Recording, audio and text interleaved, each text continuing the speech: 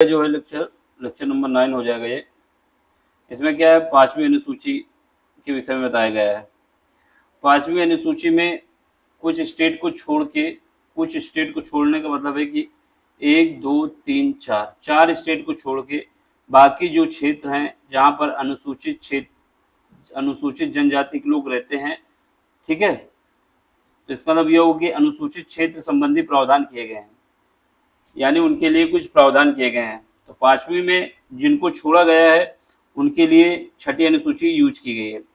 एक मतलब यहाँ पे है असम, यानी असम के लिए इसमें प्रावधान नहीं है। एम का मतलब है मेघालय के लिए भी यहाँ प्रावधान नहीं है। मिजोरम के लिए भी प्रावधान नहीं है। और टी फॉर त्रिपुरा, तो ये है हमारा AMMT। इसको छोड़ के बाकी जो क्षेत्र हैं अनुसूचित क्षेत्रों के लिए संबंधी प्रावधान किया गया है। कौन सी अनुसूची में? 5वीं अनुसूची में। अनुसूचित क्षेत्र ऐसे क्षेत्र हैं जिसे राष्ट्रपति अपने आदेश से घोषित करता है। यानी बात आती है कि अनुसूचित क्षेत्र कौन से हैं, तो वो क्षेत्र होंगे जिनको राष्ट्रपति अपने आदेश से घोषित करता है, ठीक है। इस प्रकार के क्षेत्र के लिए जनजाति सलाहकार परिषद की स्थापना की गई है। मतलब जो इस प्रकार के क्षेत्र बनाए गए हैं उनके लिए जनजाति सलाहकार परिषद की स्थापना की गई है। इसमें क्या होता है, ये जो सलाहकार परिषद है इसमें 20 सदस्य होते हैं। याद रखना, इस सलाहकार परिषद में 20 सदस्य होते हैं। जनजाति क्षेत्र के विकास के लिए समर्पित है, यानी जो जनजाति क्षेत्र हैं उनके विकास के लिए क्या प्रावधान होगा वो सब ये 20 सदस्य देंगे अपनी रिपोर्ट राज्यपाल को, ठीक है। सलाहकारी भूमिकाएं, अब ये जो रिपोर्ट आ रही है इस रिपोर्ट को स्टेट गवर्नमेंट या राज्यपाल स्वीकार करता है कि नहीं करता है, ये डिपेंड करता है किस पे, वहां की राज्यपाल पे। यानी उसको मानने के लिए बाध्यकारी नहीं है। सलाहकारी प्रकृति के, सलाह को मान ले तो ठीक, नहीं मानता तब भी ठीक। इसमें क्या है, इसमें न्यायिक शक्तियां प्राप्त नहीं है। जब इसकी सलाहकारी प्रकृति है तो इसको न्यायिक शक्तियां भी प्राप्त नहीं है, ठीक। ये रिपोर्ट अपनी राष्ट्रपति को भी दे सकता है। यानी हमको ये याद रखना है कि 5वीं अनुसूची में असम, मेघालय, त्रिपुरा और मिजोरम को छोड़ के जो भी इसके अलावा जो अनुसूचित क्षेत्र हैं उनके लिए प्रावधान किया गया है, ठीक। इसके लिए एक सलाहकारी परिषद बनाई गई है जिसका नाम है जनजाति सलाहकारी परिषद, जिसमें अधिकतम 20 सदस्य हो सकते हैं, 20 से ज्यादा नहीं हो सकते। जनजाति क्षेत्र उस क्षेत्र को कहा जाता है जिसे राष्ट्रपति अपने आदेश से घोषित करता है। याद रखना, जिसको राष्ट्रपति अपने आदेश से घोषित कर देगा वही हमारा जनजाति क्षेत्र हो जाएगा। यह सलाहकारी भूमिका होती है। जो जनजाति सलाहकार परिषद बनी है उसकी प्रकृति कैसी है, ये सलाहकारी भूमिका है। जब सलाहकारी है तो उसकी न्यायिक शक्तियां भी नहीं होती। क्वेश्चन आपसे ये कहेगा कि जनजाति क्षेत्र के लिए जो विकास परिषद बना है उसकी प्रकृति सलाहकारी है, कहेंगे हाँ। अगर कहता है बाध्यकारी है तो कहेंगे नहीं। फिर उसके बाद इसके पास न्यायिक शक्ति है, कहेंगे नहीं। इसके पास न्यायिक शक्ति नहीं है, हाँ, तो ये बताने होते हैं। अब इसके बाद अगली अनुसूची आती है अनुसूची 6, शेड्यूल 6 में।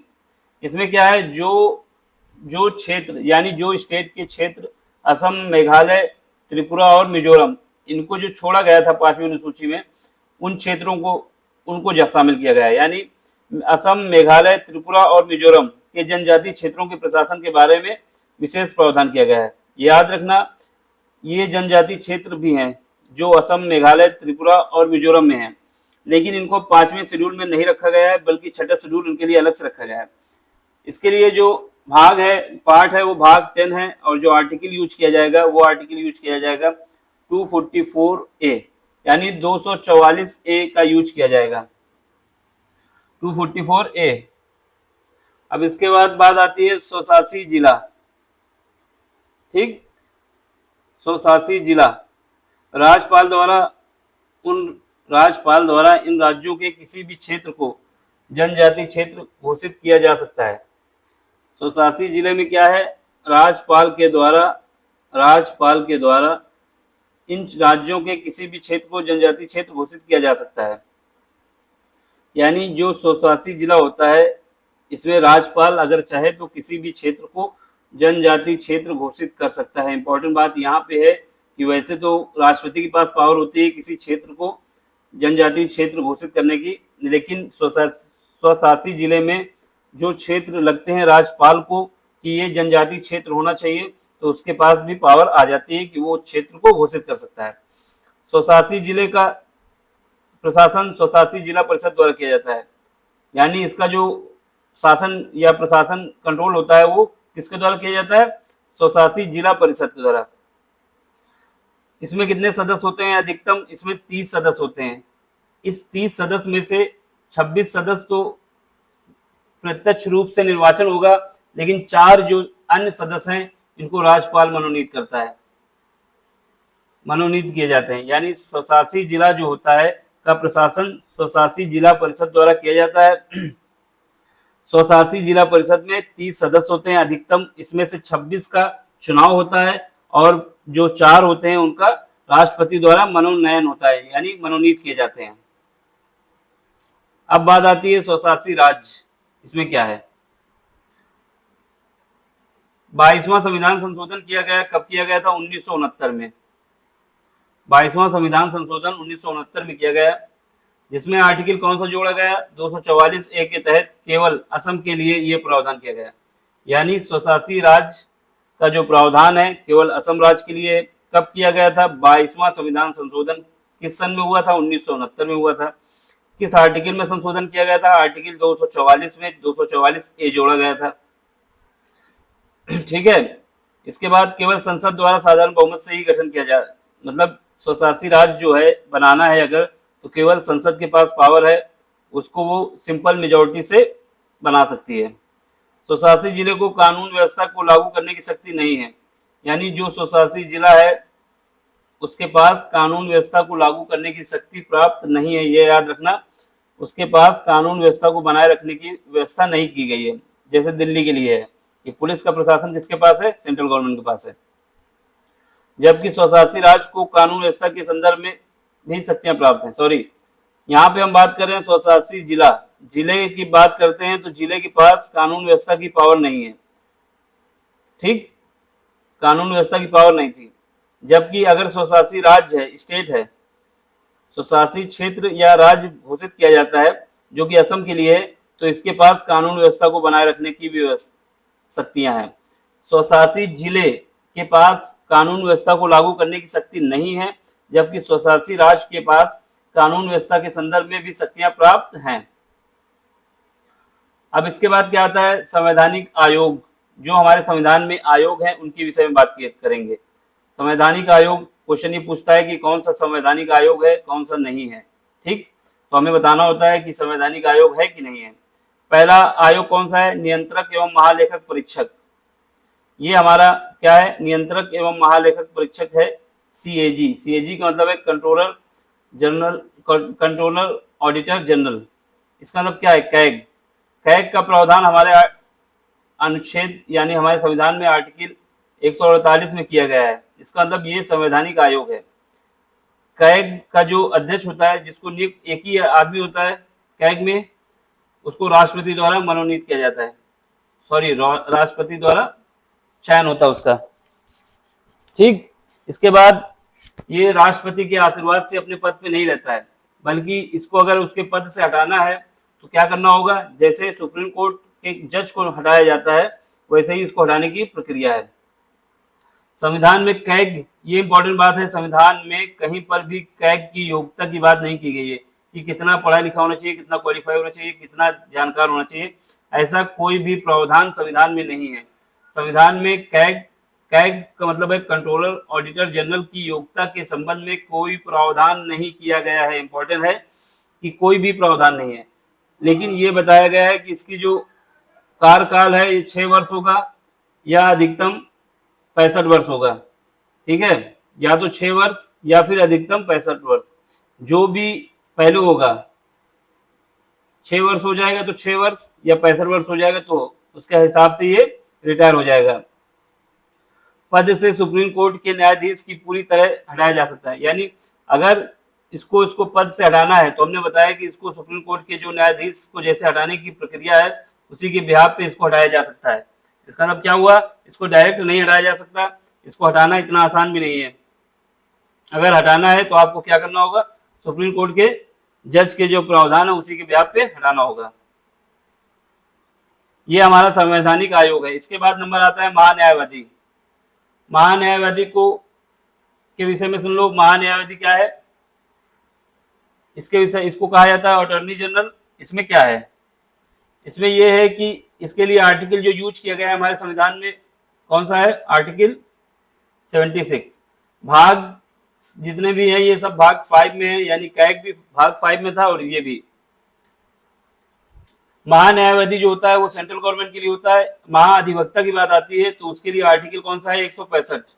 165 आर्टिकल के तहत जैसे सेंट्रल गवर्नमेंट के पास उनका वकील होता है जिसको महान्यायवादी कहा जाता है, वैसे ही स्टेट गवर्नमेंट के पास उनका वकील होता है जिसके महाधिवक्ता कहा जाता है। ठीक है, तो ये आर्टिकल हमारा कौन सा है, 76। ये आर्टिकल हमारा कौन सा है, 165। 165 में कहेंगे तो ये महाधिवक्ता होगा, किसके लिए होगा, स्टेट गवर्नमेंट के लिए। और 76 की बात करेंगे तो ये महाधिवक्ता होगा, किसके लिए होगा, सेंट्रल गवर्नमेंट के लिए। अब इन दोनों की नियुक्ति देखो, स्टेट के लेवल में जो नियुक्ति की जाएगी वो की जाएगी किसके द्वारा, राज्यपाल के द्वारा, और जो सेंट्रल गवर्नमेंट में नियुक्त किया जाएगा वो राष्ट्रपति द्वारा। नियुक्ति कौन करता है, राष्ट्रपति, किसकी, महान्यायवादी की। इसमें क्या है, सुप्रीम कोर्ट का न्यायाधीश होने की योग्यता होनी चाहिए। अगर इसको महान्यायवादी अटॉर्नी जनरल बनना है तो इसके लिए जो क्वालिफिकेशन बताया गया है कि कोई व्यक्ति जो महाधिवक्ता बनना चाहता है उसके पास सुप्रीम कोर्ट का न्यायाधीश बनने की योग्यता होनी चाहिए। इसके बाद ये इंपॉर्टेंट बात है, महान्यायवादी को जब भी चाहे, जब चाहे तब राष्ट्रपति उनके पद से हटा सकता है, यानी ये पूरी तरीके से राष्ट्रपति के प्रसाद प्रयत्न रहता है। राष्ट्रपति का आशीर्वाद है तो ये अपने पद पर बना रहेगा, नहीं है तो ये हट जाएगा। प्रमुख कार्य क्या है इसका, सबसे मतलब इसका जो कार्य है भारत सरकार का वकील है, ये इंपॉर्टेंट बात है। ये भारत सरकार का वकील है एवं कानूनी विशेषज्ञ है कि उसके विषय में कोई अगर केस होता है भारत सरकार पे तो महान्यायवादी प्रेजेंट होता है। संसद की कार्रवाई में भाग लेने का अधिकार है पर मत देने का अधिकार नहीं है। इंपॉर्टेंट बात यह है कि ये अगर चाहता है कि हमको क्या करना है, संसद में की कार्रवाई जो हो रही है उसमें भाग लेना चाहता है तो ले सकता है, लेकिन ऐसा नहीं है कि अगर जब वोटिंग होगी तो उसमें वोट भी दे दे, ये पावर नहीं है। हमें क्या याद रखना है, महान्यायवादी भाग कौन सा है, 5, आर्टिकल कौन सा है, 76। स्टेट के लिए महाधिवक्ता कौन सा भाग है, 165। ठीक है, नियुक्ति के विषय में राष्ट्रपति करता है, स्टेट के लेवल में राज्यपाल करता है। योग्यता क्या होनी चाहिए, सुप्रीम कोर्ट का न्यायाधीश बनने की योग्यता होनी चाहिए। कार्यकाल क्या है, राष्ट्रपति के प्रसाद पत्र रहता है, यानी राष्ट्रपति जब तक चाहता है जब तक रहता है, कोई समय लिमिट नहीं है। अगर आज नियुक्त किया कल हटाना चाहे तो हटा सकता है।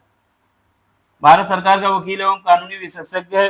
संसद की कार्रवाई में भाग लेने का अधिकार है पर मत देने का अधिकार नहीं है।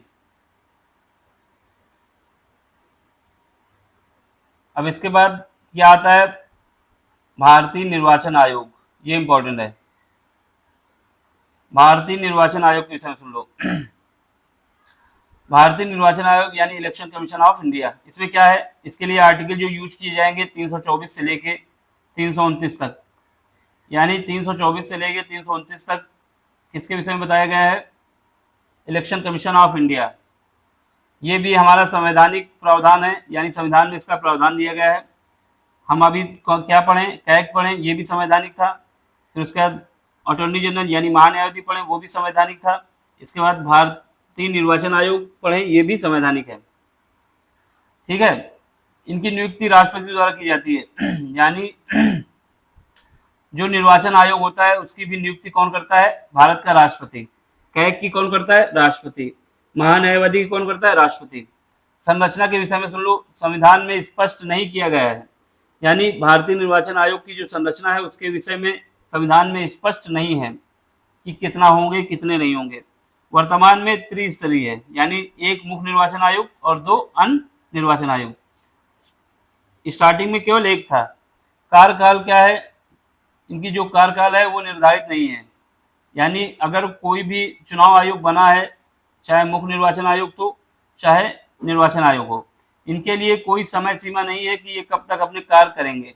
जब तक करेंगे ये कोई बता नहीं सकता, लेकिन इनके लिए ये बताया गया है कि अगर इनको हटाना है आपको, तो हटाने के लिए आपको क्या करना होगा, जो सुप्रीम कोर्ट के जज का प्रावधान है हटाने का, वही प्रावधान इनको लिए लागू होगा। तो इसका मतलब क्या हुआ, अगर आपसे क्वेश्चन पूछता है कि भारत के निर्वाचन आयोग नियुक्त होने के बाद 5 साल तक अपने पद पे बना रहेगा, ये बात सही है कि गलत, तो बताएंगे नहीं ये बात सही नहीं है, क्यों कहीं पर भी मेंशन नहीं किया गया है कि कितने साल तक वो अपने पद पे बना रहेगा। ठीक है। अब इसके बाद अगला किसका नंबर आता है, संघ लोक सेवा आयोग, union public service commission, UPSC. इसके विषय में देख लो। इसके लिए जो प्रावधान किया गया है वो हमारे पास किसमें किया गया है, 315 से लेके 323 तक ये प्रावधान किया गया है। किसके लिए, संघ लोक सेवा आयोग के लिए। ये क्या है, संवैधानिक प्रावधान बताया हमने, 315 आर्टिकल से 323 तक प्रावधान किया गया है। नियुक्ति स्टेट की बात होगी तो राज्यपाल करेगा, जबकि सेंट्रल गवर्नमेंट की बात होगी तो राष्ट्रपति करेगा। यानी संघ लोक सेवा आयोग है तो राष्ट्रपति प्रावधान करता है, स्टेट लोक सेवा आयोग होगा तो राज्यपाल। प्रमुख कार्य क्या है, संघ लोक सेवा आयोग व राज्यों के लिए प्रतियोगी परीक्षाओं के आधार पर लोक सेवा आयोग की नियुक्ति की जाती है। संघ व राज्यों के लिए प्रतियोगी परीक्षाओं के लिए लोक सेवकों की नियुक्ति की जाती है। यानी जो यूपीएससी का पेपर होता है, एनडीए का पेपर होता है, ये सब ये कराता है। संरचना में क्या है, इसमें बताया गया है कि इसकी संरचना में एक अध्यक्ष होगा और राष्ट्रपति द्वारा नियुक्त अन्य सदस्य होंगे। यानी एक अध्यक्ष होगा, ये तो कंफर्म है, लेकिन अन्य में कितने सदस्य होंगे ये डिसाइड नहीं किया गया, बस अन्य सदस्य लिख दिया गया है। तो ये इंपॉर्टेंट याद रखना। इसके बाद आता है नंबर किसका, वित्त आयोग का। वित्त आयोग का नंबर आता है जो किस अनुच्छेद में प्रावधान है, अनुच्छेद 280 में, आर्टिकल 280 में किसका प्रावधान है, आर्टिकल 280 में प्रावधान है वित्त आयोग का। नियुक्ति कौन करता है, राष्ट्रपति द्वारा प्रत्येक 5 वर्ष के बाद। याद रखना, फाइनेंस कमीशन जो बनता है वो आर्टिकल 280 में है। किसके द्वारा बनता है, राष्ट्रपति द्वारा। कब बनाया जाता है, हर 5 वर्ष के बाद। इसका काम क्या है, केंद्र व राज्यों के मध्य वित्तीय संबंधों के निर्धारण हेतु सुझाव देना। यानी ये क्या करता है, केंद्र और राज्यों के बीच कितना वित्तीय संबंध है, कितना पैसा केंद्र के पास रहेगा, कितना पैसा स्टेट के पास रहेगा, ये सुझाव देता है। केंद्र और राज्यों के मध्य करों के वितरण के संबंध में सुझाव देता है। यानी कौन सा टैक्स सेंट्रल गवर्नमेंट को लगाना चाहिए, कौन सा टैक्स स्टेट गवर्नमेंट को लगाना चाहिए, इसका भी ये प्रावधान करता है। ठीक है। इसकी संरचना में देख लो, इसमें एक अध्यक्ष होता है और 4 अन्य सदस्य होते हैं। इंपॉर्टेंट है, एक अध्यक्ष और 4 अन्य सदस्य। वित्त आयोग द्वारा दी गई जो सिफारिश होती है ये कैसी होती है, सलाहकारी। अगर सेंट्रल गवर्नमेंट को लगता है कि इसकी बात को मानना चाहिए तो अप्लाई कर देता है, अगर लगता है कि नहीं मानना चाहिए तो छोड़ देता है, बात ही नहीं सुनता। वित्त आयोग अपनी रिपोर्ट किसको देगा, ये इंपॉर्टेंट बात है। वित्त आयोग अपनी रिपोर्ट राष्ट्रपति को देगा, राष्ट्रपति को देगा। इसके बाद राष्ट्रीय अनुसूचित जनजाति आयोग, ये हमारा संवैधानिक प्रावधान है। राष्ट्रीय अनुसूचित जनजाति आयोग, राष्ट्रीय अनुसूचित जनजाति आयोग के विषय में सुन लो। राष्ट्रीय अनुसूचित जनजाति आयोग और राष्ट्रीय अनुसूचित जाति, ठीक, अनुसूचित जाति आयोग। एक जगह पे अनुसूचित जनजाति, एक तरफ जाति, याद रखना। राष्ट्रीय अनुसूचित जाति आयोग और राष्ट्रीय अनुसूचित जनजाति आयोग। यहाँ जनजाति है, यहाँ पर जाति है। सुनो, आर्टिकल 338 राष्ट्रीय अनुसूचित जाति आयोग, पहले आएगा जाति आयोग के विषय में, फिर उसके बाद आर्टिकल 338 ए में राष्ट्रीय अनुसूचित जनजाति आयोग। ठीक है। ये कौन सा है, 89वां संविधान संशोधन करके राष्ट्रीय अनुसूचित जनजाति आयोग जोड़ा गया। इंपॉर्टेंट बात है, राष्ट्रीय अनुसूचित जाति आयोग 338 था, फिर उसके बाद 89वां संविधान संशोधन किया गया। और कब किया गया, 2003 में किया गया, और आर्टिकल 338 ए जोड़ा गया जिसमें रखा गया अनुसूचित जनजाति आयोग अलग से। ठीक। इसके बाद प्रमुख कार्य क्या है, सुप्रीम कोर्ट, सॉरी एससी का मतलब है शेड्यूल कास्ट और एसटी का मतलब है ट्राइबल कास्ट। ठीक है। तो ये क्या है, एससी तथा एसटी के कल्याण तथा उनके अधिकारों के लिए सिफारिश देता है। कौन देता है, एससी के लिए अनुसूचित जाति आयोग और एसटी के लिए अनुसूचित जनजाति आयोग। इसकी संरचना में क्या है, इसमें एक अध्यक्ष होता है, एक उपाध्यक्ष होता है और 3 पूर्णकालिक सदस्य होते हैं। याद रखना, एक अध्यक्ष होगा, एक उपाध्यक्ष होगा, 2 हो गए, 3 सदस्य होंगे, यानी 5 लोग इसमें रहते हैं। इंपॉर्टेंट बात यह है कि 3 जो सदस्य होंगे उनमें एक महिला होना अनिवार्य है।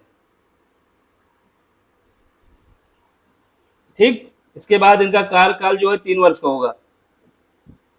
कितने वर्ष का होगा? 3 वर्ष का। अब इसके बाद अगला बनता है भाषाई अल्पसंख्यकों के लिए विशेष अधिकारी। ये भी हमारा संवैधानिक प्रावधान किया गया है, जो भाषाई अल्पसंख्यक हैं उनके लिए विशेष अधिकारी। इसमें क्या हुआ था? 7वां संविधान संशोधन किया गया था, 7। कब किया गया था? 1956 में किया गया था, 1956। भाग कौन सा था? पार्ट हमारा था 17। आर्टिकल कौन सा था?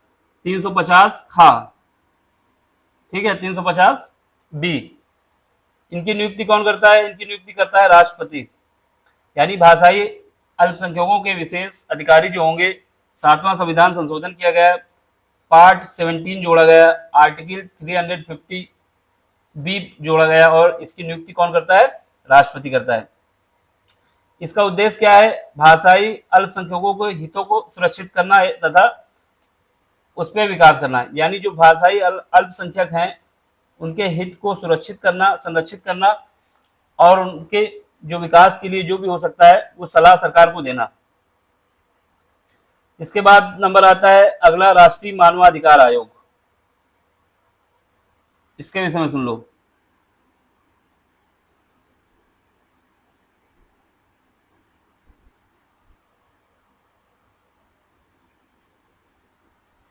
राष्ट्रीय मानवाधिकार आयोग के विषय में सुन लो। अध्यक्ष और सदस्यों की नियुक्ति राष्ट्रपति द्वारा प्रधानमंत्री की अध्यक्षता वाली उच्च स्तरीय समिति की सिफारिश के आधार पर किया जाता है। राष्ट्रीय मानवाधिकार आयोग जो है, राष्ट्रीय मानवाधिकार आयोग, अध्यक्ष और जो सदस्य नियुक्त किए जाते हैं, किसके द्वारा नियुक्त किए जाते हैं? राष्ट्रपति द्वारा। बिल्कुल सही।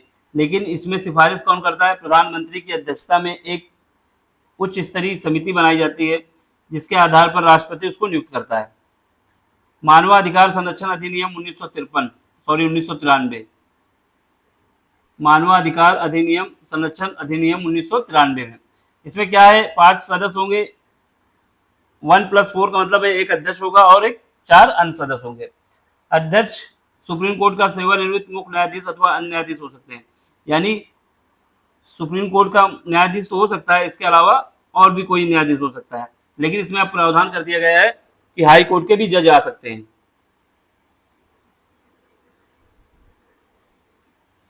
अब इसके बाद नंबर आता है कौन सा?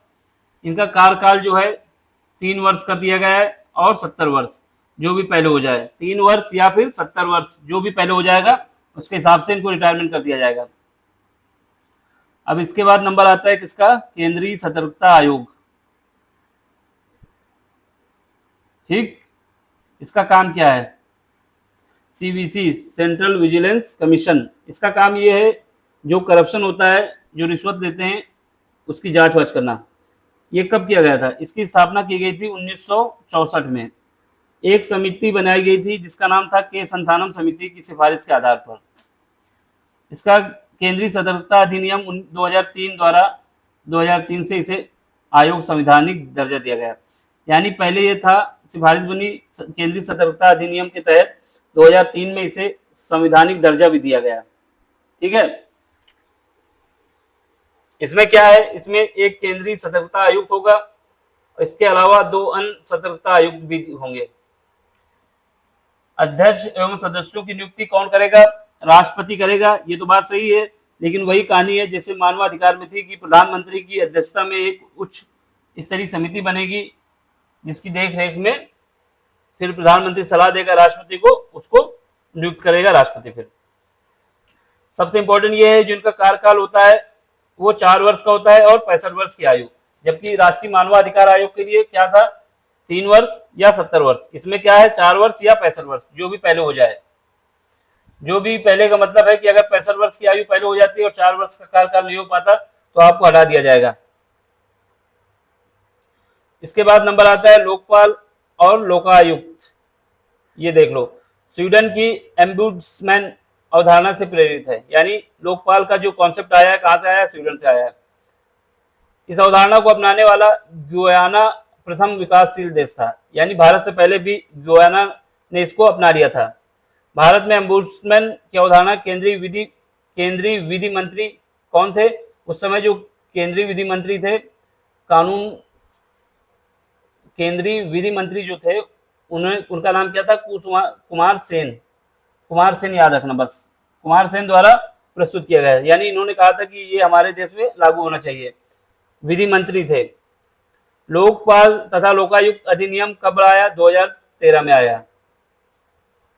इसमें क्या होता है? इसमें एक अध्यक्ष होता है, ठीक है, और 8 अन्य सदस्य होते हैं। यानी एक अध्यक्ष होगा और 8 अन्य सदस्य होंगे।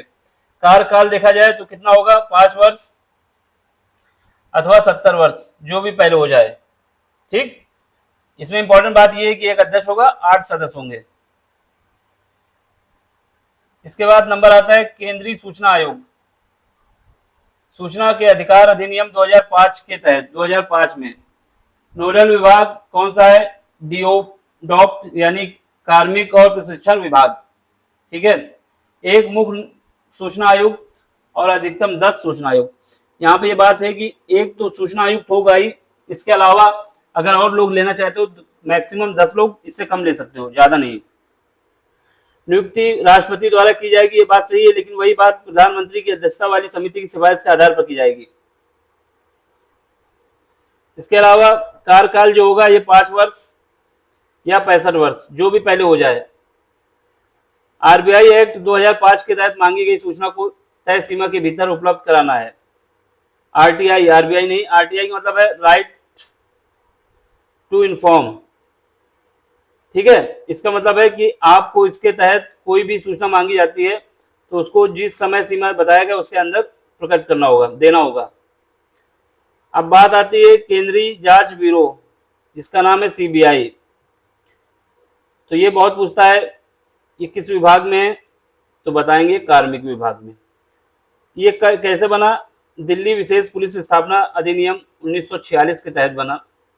भारत की एक प्रमुख अन्वेषण एजेंसी, अन्वेषण का मतलब खोजबीन करने वाली। सीबीआई क्या करती है? 1963 में शक्तियों का विस्तार, हत्या, गंभीर अपराध जैसे मामलों की जांच करने का अधिकार दिया गया। ठीक है, 1963 से ही दिया गया, इससे पहले केवल फाइनेंस के विषय में ये जांच करती थी। नोडल विभाग कौन सा है? ये विभाग हर बार क्वेश्चन पूछता है, गृह मंत्रालय देता है और हम लोग सब फंस जाते हैं। क्या बताएंगे? कार्मिक पेंशन तथा लोक शिकायत मंत्रालय। इसके बाद नंबर आता है राष्ट्रीय हरित प्राधिकरण। राष्ट्रीय हरित अधिकरण या प्राधिकरण, इसमें क्या है? एनजीटी। क्या है? National green tribunal. राष्ट्रीय हरित अधिकरण अधिनियम एनजीटी एक्ट 2010 के तहत स्थापना की गई। कब की गई? 2010 के तहत। कौन सा अधिनियम लाया गया? राष्ट्रीय हरित अधिकरण अधिनियम। भारत विश्व का कुल कौन सा देश है? तीसरा, जबकि पहला विकासशील देश है। यानी भारत से पहले, सबसे पहले न्यूजीलैंड, ऑस्ट्रेलिया, इसके बाद भारत। इंपॉर्टेंट बात यह है कि न्यूजीलैंड और ऑस्ट्रेलिया जो थे ये विकसित देश थे, डेवलप कंट्री थी, जबकि भारत पहला ऐसा देश है जो कि डेवलपिंग कंट्री है और इसने एनजीटी को स्वीकार किया। तो वैसे विश्व में तीसरा नंबर है एनजीटी को स्वीकार करने में, लेकिन अगर डेवलपिंग कंट्री में पूछा जाए तो भारत पहले स्थान पे आता है। ठीक है, अब एनजीटी के जो कार्यालय बनाए गए हैं, कहाँ कहाँ बनाए गए हैं? पहला दिल्ली प्लस 4 क्षेत्रीय कार्यालय, यानी दिल्ली के अलावा 4 क्षेत्रीय कार्यालय कहाँ कहाँ पे है? भोपाल में है, पुणे में है, कोलकाता में है और चेन्नई में है। भोपाल, पुणे, कोलकाता एवं चेन्नई। पर्यावरण संबंधी मुद्दों का निपटारा 6 महीनों के भीतर किया जाएगा। यानी कोई भी इन्वायरमेंट से रिलेटेड इशू है, कोई भी इन्वायरमेंट से रिलेटेड इशू है तो उसको 6 महीने के अंदर पूरा करने का प्रयास करेगा। इसमें क्या है? एक अध्यक्ष होगा, न्यायिक सदस्य और विशेषज्ञ सदस्य होंगे। यानी एक अध्यक्ष होगा, एक न्यायिक सदस्य होगा और विशेषज्ञ। कार्यकाल के लिए बताया गया है कि ये 5 साल के लिए नियुक्त किए जाते हैं। सदस्य को पुनः पद पर नियुक्त नहीं किया जाता, यानी एक बार जो नियुक्त हो गया उसको दोबारा उसकी पद पे नहीं लाया जाएगा। अध्यक्ष की नियुक्ति भारत के मुख्य न्यायाधीश के परामर्श से केंद्र सरकार करती है। यानी जो अध्यक्ष नियुक्त किया जाता है एनजीटी में, याद रखना यहाँ पर जो परामर्श कौन दे रहा है, मुख्य न्यायाधीश, और नियुक्त कौन कर रहा है, केंद्र सरकार। यानी अध्यक्ष की नियुक्ति भारत के मुख्य न्यायाधीश के परामर्श से केंद्र सरकार करती है। यह आवश्यक है कि अधिकरण में कम से कम 10 और अधिकतम 20 पूर्णकालिक न्यायिक सदस्य एवं विशेषज्ञ हो सकते हैं। यानी ये इंपॉर्टेंट बात यहाँ पे है कि इसमें जो 10 या फिर अधिकतम 20 जो पूर्णकालिक न्यायिक सदस्य हैं, ठीक है, यानी जो जज लोग हैं वो इसमें हो सकते हैं, एवं कुछ विशेषज्ञ भी शामिल हो सकते हैं। यानी अगर इन्वायरमेंट के विषय में अच्छी जानकारी रखते हैं तो उनको भी शामिल किया जाएगा। ठीक है,